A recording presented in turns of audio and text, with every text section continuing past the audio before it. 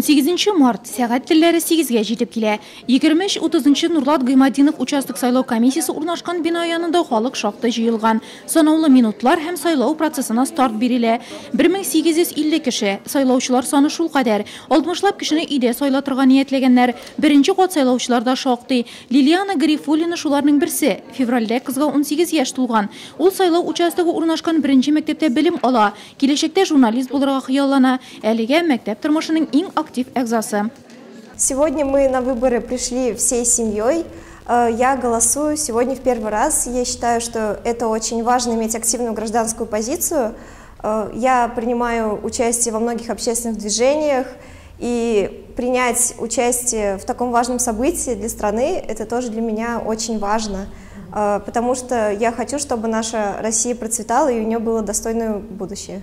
Мансур Гайфуллинда иртән иртүк сайлау участогында яшәү урыны Нурлат. Рәсми теркелгән җире Яршалы шәһәре икән. Ул сайлаучы хокукыннан файдаланып, Россия президентына кандидат өчен Нурлатта тавыш бирә. Мен үзем Чаллыда прописаны. Монда Нурлатта бір ай тому назад МФЦда заявление бергән идем.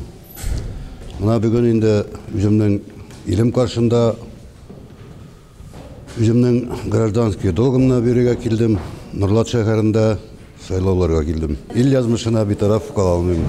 Барысы да гадәттәгечә комиссия әгъзалары үз эшендә күзәтүчеләр сайлауларның гаделлеге сагында сайлау участогына керүче һәр кеше махсус тикшерү уза. 23-34 Нурлат төньяк сайлау участогында да иртән иртүк җанлылык. Выборы организованы строго по правилам. В 8:00 у нас было произведено открытие избирательного участка. На момент открытия явка избирателей была очень высокая. Впервые голосующих избирателей были подготовлены памятные подарки.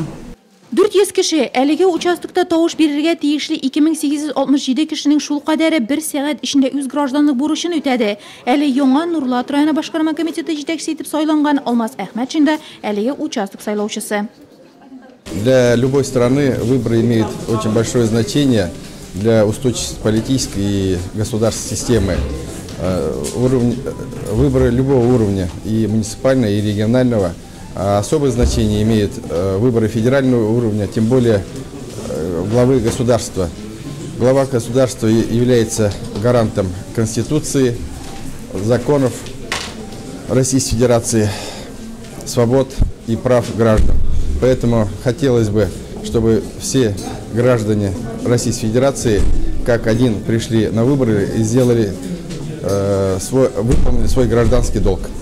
Татарстан Республикасы Дәүләт Советы депутаты Рәис Сөләйманов үз гражданлык бурычын 2-нче мәктәптә урнашкан 23-31 Нурлат мәктәп сайлау участогында үтәде. 23-25 Нурлат тимер юлчылар сайлау участогында беренче тапкыр электрон тавыш бирү комплекслары урнаштырылган. Алар биредә 9, икесе бинадан тыш тавыш бирү өчен.